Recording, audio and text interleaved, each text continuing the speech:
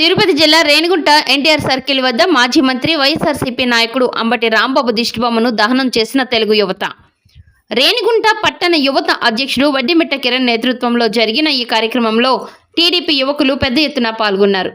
ఈ సందర్భంగా కిరణ్ మాట్లాడుతూ అనుచిత వ్యాఖ్యలను అలవాటుగా మార్చుకున్న మాజీ మంత్రి వైఎస్ఆర్సీపీ అంబటి రాంబాబు రాజకీయాన్ని కలుషితం చేస్తున్నారని, ఆయన మాట తీరు రాజకీయ నాయకుల్లా కాకుండా రంకేసే ఆంబోతులా ఉంటుందని ఘాటుగా విమర్శించారు.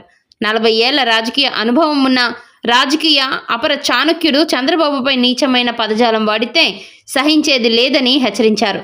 రాజకీయాన్ని గొడవలతో, హత్యలతో కలుషితం చేస్తోంది వైసీపీ నేతలేనని విమర్శించారు.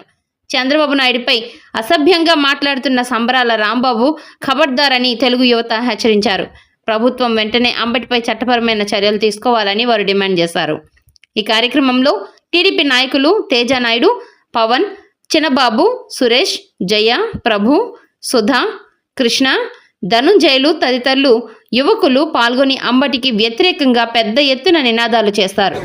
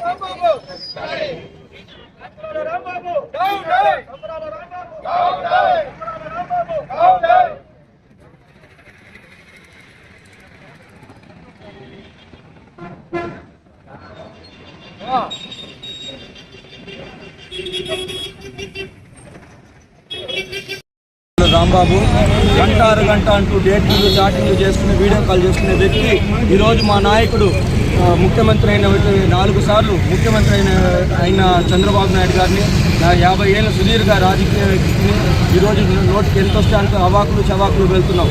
నీకు టైం దగ్గర పడింది అంబటి రాంబాబు. ప్రోగ్రామ్ అయిపోయింది కదా, మాట్లాడేది ఒకటే విజ్ఞప్తి, సంబరాల రాంబాబు గారికి గుర్తు వేయడం మాత్రం ఖచ్చితం. ఎందుకంటే మహిళల్ని చాలా హింసిస్తున్నాడు. మహిళల్ని దుష్ప్రచారం చేయడం చాలా తప్పు.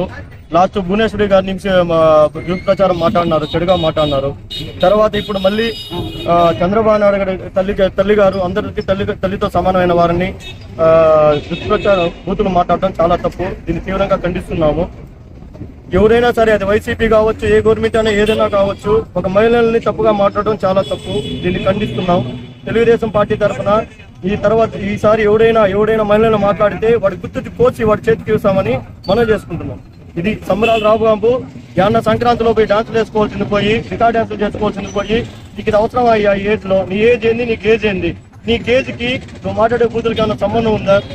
నీ గేజ్ కోసి నీ చేతికి ఇచ్చే బాధ్యత తెలుగుదేశం పార్టీ తీసుకుంటుందని మనం చేసుకుంటాను. Thank you. ఈరోజు రాష్ట్రంలో చంద్రబాబు నాయుడు ముఖ్యమంత్రి, ఆయన 40 సంవత్సరాల అనుభవం ఉంది. వీడు 2 సార్లు ఎమ్మెల్యే గెలిచినాడు. వీడు చేసిన లత్కూర్ పనులు, లఫూట్ పనులు రాష్ట్రంలో ప్రజలు అందరూ చూసినారు. గంటరా అనేసి ఆ అంబటి రాంబాబు గారు, ఆ శంకర్ జాతి నా కొడుకు, ఈ రోజు రాష్ట్ర ముఖ్యమంత్రిని చంద్రబాబు నాయుడు గారిని ఇష్టం వచ్చినట్టు, నోటికి వచ్చినట్టు అలరాజు పదజాలం అని దూషించి ఎంత కండకావరం ఈ నా కొడకలకని అంటే, పార్టీ అధికారంలోకి వచ్చి 1.5 సంవత్సరం అవుతుంది. వాళ్ళ అధికారం కోల్పోయినారు. అయినా వాళ్ళ నాయకుడి దగ్గర మేమేదో ఇది అయిపోవాలా, అందరినీ తిట్టాలా, ఇతరులా వాళ్ళ సైకోయిజాన్ని ఈరోజు రాష్ట్రంలో అయినా భయపడి లేకుండా చంద్రబాబు నాయుడు గారిని ఆ విధంగా పచ్చి బూతులు తిడతా మాట్లాడారంటే వాడి రాష్ట్రంలో ఉండనీయకుండా తరిమి కొట్టాల్సిన అవసరం ఈ రోజు ఎంతైనా ఉంది. వాడు 2 సార్లు గెలిచిన చెత్తనా కొడుకు. వాడు ఎప్పుడో 40 సంవత్సరాల నుంచి ముఖ్యమంత్రిగా, 40 సంవత్సరాల రాజకీయ జీవితం ఉన్న చంద్రబాబు నాయుడు గారిని ఆ విధంగా మాట్లాడడం నిజంగా వైసీపీ నాయకులు ఏ విధంగా తయారవుతున్నారంటే, రాష్ట్రంలో ఒక సైకోయిజాన్ని పూర్తిగా మార్చేసి రాష్ట్ర ప్రజల్ని 2 గ్రూపులుగా మార్చేసి, వాడు మనల్ని కొట్టాలా, మనం వాడిని కొట్టాలా, ఇన్వెస్ట్మెంట్లు రాకూడదు, డెవలప్మెంట్ జరగకూడదు, ఫ్యాక్టరీలు ఏమి ఉండకూడదు, ప్రజలు ఎప్పుడు ఫ్యాక్షనిజం, ఎప్పుడు ఏదైనా రాజకీయ ప్రాంతంలో ఉన్న ఫ్యాక్షనిజాన్ని ఈరోజు రాష్ట్రం అంతా ఫ్యాక్షనిజంగా మార్చేసి 2 గ్రూపులుగా మార్చి కొట్టుకుంటూ ఏం దాడులు చేసుకుంటూ ఇలా రాష్ట్రాన్ని గబ్బు పట్టించాలనే ఉద్దేశంతో అసలు అనవసరమైన మాటలు మాట్లాడుతూ తిరుమల లడ్డూలో కల్తీ జరిగిన మాట వాస్తవం. ఇది సుప్రీంకోర్టు ఏర్పాటు చేసిన సిట్ తేల్చింది. దీంట్లో జంతువుల కొవ్వు కలిసి ఉండదు అనేది కొంత మేర దాంట్లో నిర్ధారణ అయింది. దీనికి సంబంధించి అక్కడ ఉన్న వాళ్ళు ఫ్లెక్సీలు ఏర్పాటు చేశారు. ఈ ఫ్లెక్సీ ఏర్పాట్లు వాళ్ళ సంబంధిత అధికారులు చెప్తే 2 రోజులు 3 రోజులు పెడతారు, తీసేస్తారు. ఇది చాలా చిన్న విషయం. దీంట్లో వీడు అక్కడికి వెళ్ళి వీడేదో హైలైట్ అవ్వాలని వీడు ఆల్రెడీ రాష్ట్రం మొత్తం హైలైట్ అయిపోయినాడు. వీడు చేసే లత్కూరు పనులు గలీజ్ పనులతో రాంబాబు, సంబరాల రాంబాబు, కామ రాంబాబు రాష్ట్రం అంతా ఫేమస్ అయిపోయినాడు. వీడు మళ్ళా ఇంకొక దీంట్లో నేను వాళ్ళని తిట్టేనా వీళ్ళని తిట్టేనా, నేనే రాష్ట్ర నాయకుడిని, జాతీయ నాయకుడిని, నేను మా పార్టీలో నేనే నెంబర్ 1. ఇప్పుడు ఇది ఒక ఫ్యాషన్ అయిపోయింది. వీళ్ళు జైలుకి ఏదో ఒకటి చేసి జైలుకి వెళ్తే మన గవర్నమెంట్ వస్తే మనల్ని మంత్రులు చేస్తారు, మనల్ని చీఫ్ గా మనల్ని మెయిన్ గా చూసుకుంటారు, మనకి ఏం కావాలన్నా మనకి అన్ని సర్దుబాటు చేస్తారు. ఇవనేసి వాళ్ళు ఒకటి తర్వాత ఒకడు పోటీలు పడతా, ఒకటి తర్వాత ఒకడు. ఈ నా కొడగలకంతా జైలుకి వెళ్తే కింద పైన వాసిపోయే లాంటి ట్రీట్మెంట్ ఉంటే జైలుకు పోవాలంటే భయం వస్తుంది. జైల్లో సకల సౌకర్యాలు కల్పిస్తా, తిండి బాగా పెడతా, బ్రహ్మాండమైన పరుపులు ఏర్పాటు చేస్తా, నిద్ర తిండి బ్రహ్మాండంగా ఉండే కొద్దికి మంచి సోగ్గా తయారై సినిమా హీరోలాగా బయట వస్తున్నారు. ఒక్కొక్కడు వచ్చిన తర్వాత పెద్ద ఫోజు లాగా చేస్తున్నారు. ఒక్కొక్కడు జైలుకి వెళ్ళాలంటే భయం వచ్చేలాగా రాష్ట్ర ప్రభుత్వం చర్యలు తీసుకొని వీళ్ళకి మళ్ళీ ఇంకొకసారి ఇలాంటి మాటలు రాష్ట్ర చరిత్రలో ఏ రాజకీయ నాయకుడు కూడా ఇలాంటి పర్సనల్ గా మాట్లాడడం, బూతులు తిట్టడం, ఇంట్లో వాళ్ళని తీసుకొని రావడం, ఇలాంటి రాజకీయాలు ఒక హుందాగా ఒక విమర్శనాత్మకంగా చేయాలి. కానీ ఇలా పర్సనల్ గా వెళ్ళి బూతులు తిట్టుకుందాం, వాడు మనం తిడతాడు, మనం వాడిని తిడతాం, వాళ్ళని కొట్టుకుందాం, ఈదుల్లో కొట్టుకుందాం. సామాన్య ప్రజలు ఏం ఆలోచిస్తారు?